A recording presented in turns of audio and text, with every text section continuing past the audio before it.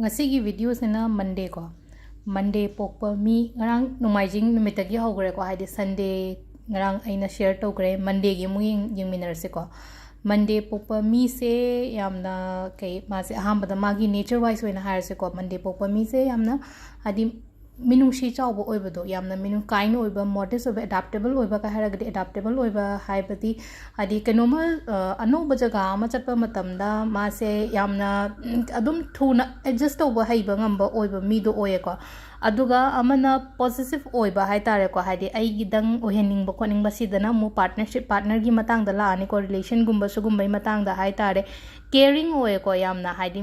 mi mana magi partner oiro natraga imung manungi oiro ko hadi yamna caring oiba motherly nature gumba hai tare ko mamagi minungshi chen bagumba admaina oina oiba do oye ko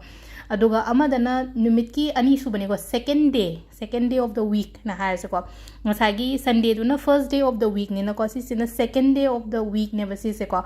ado second day of the week ki aduna haidi sida ko had amuk kaino da planet haida gana ma se thana moon na rule to ba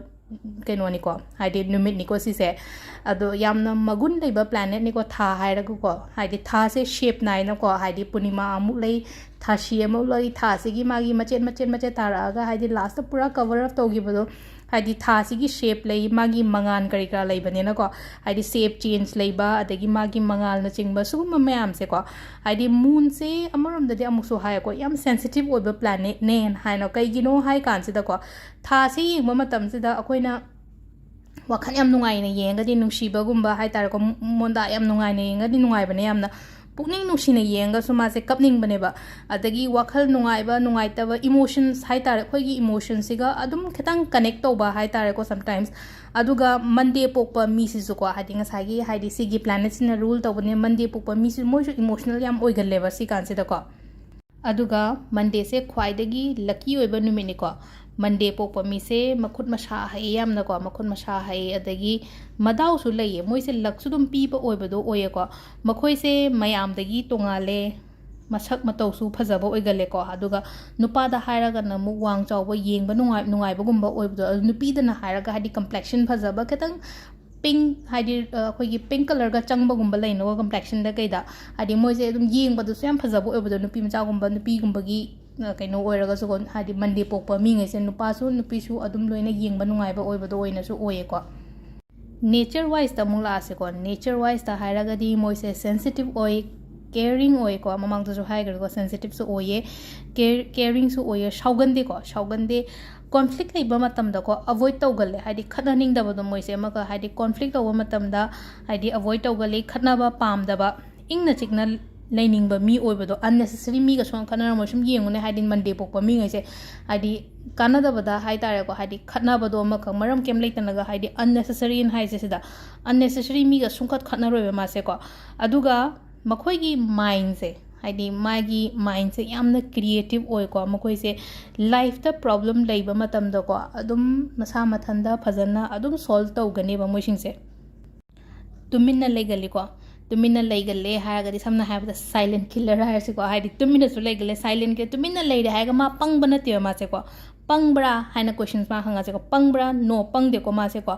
mi dugi mamang da haidi maithong da utlobe ma se haidi nga sagi ai gi shaw bo iro ama ma nang sagi manu nungai ta baler ko ko ma songo thoi mango da shaw bagi saktam kari kra songlo urduga ngang ma matam da mai kham theng na haidi kut ngai ngang ka ni ma sai mi do hai ta ma ikai ba phasna pi ga ni mai matang sara ko matam da aduga mi ga chaga khana ba mi di oiroi da ba hai ta do tanja minja hai ta ko tanja phangwa matam da ma maung ta na haidi mi du da ma nang sai training ba mi ma nang sai ngang ning mi du da haidi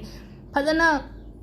kaino toro ikai bati phazan pi gane magi mama na bo oiro mama na bi oro mangonda nungai ta ba torok pa ngai do hadi chaga di toroi amuk tang torok pa da ma se mawo marin chum na torok ka da ba hai tare ko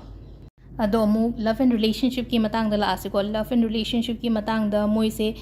dream lovers kombo oigale ko haidi wakhan yam sagat po oiba do haidi aigi partner se sumaina oiba sumain to ba kaina khallaga ko haidi khatna ba pam da ba hai tare ko haidi fight komba conflict komba haidi ma suma pam de ko haidi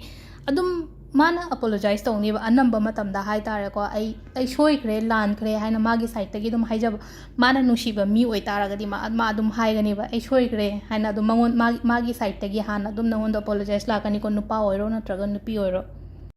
aduga amana Sunday pokpa mi singsida ko haidi aigi partner oiro natraga ai chinau do oiro ko haidi moida minam ge na khanganu ko minam ge na kan moida adumaina akoina minam ge haina khallagadi ko moise yam phattaba ama adumaina mu oirak pasu yaeba kaigino hai matamse haidi ma ngasai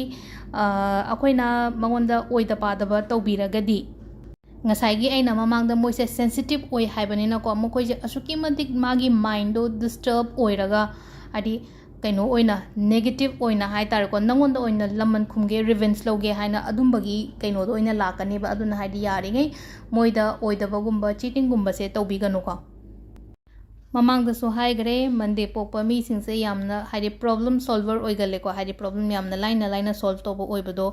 ado moise yamna haidi thaba inkhang gi dang la se ko sida hai petang ko saba inkhang gi da hara ga yamna motivated oibado moise ko haidi always mayam da motivate to biba masa mathanda su motivate oijaraga haidi thaba inkhang se yamna phajana nomba mi oibado art ki lamda yam chanai ko haidi saireng iba isai sakpa acting hai tare ko adagi amu architect kumbasisu haidi makhut masha kai ka haidi magi creative mind do gi tholakpa thabak to adu dune tawdoi do hospitality gi lamda chana gani ko hospitality gi lamda haira gadi air hostess kumbase koi hospitality rom da laina ko hospitality leire hotel industries kumba ko hotel industries kumba amazu chana gani aduga medical field su chana gani ko haidi medical field so haidi am nurturing oiba career gumbase sugumba su dum mangonda chana bo oiba do aduga amana tawgadaba hai tare ko tawgadaba hairagadi remedies ni hairasi ntraga aiga chanaba se kai no haiba kansida Monday da ko Monday numita haidi Mahadev haidi Shiv haidi Lord Shiva se ningbi ba hai tare ko magi damakta puja tawbiyo lei angoba gumba kai gumba offer tawbiyo ko haidi lei angoba athumba angoba gumba adumaina katpiyo ko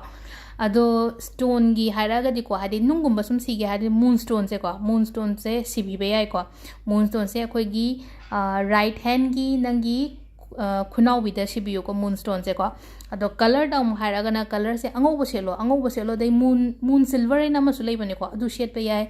cream machu set pe yai ko haidi isana sum set ka daba machu ka leraga di ko sigi color ahum se ko color ahum se set piyo aduga lucky number amu haira se ko lucky number se Monday pokpa mi gi oina di lucky number se 2 oe ko ado sida leire ngasi Monday gi kaino Monday pokpa mi nge gi hapetang ma'am kaino share tawro habda ko simasu leire ado ai nungti gi amam hapetang share tawro ke ko sida leire ko thank you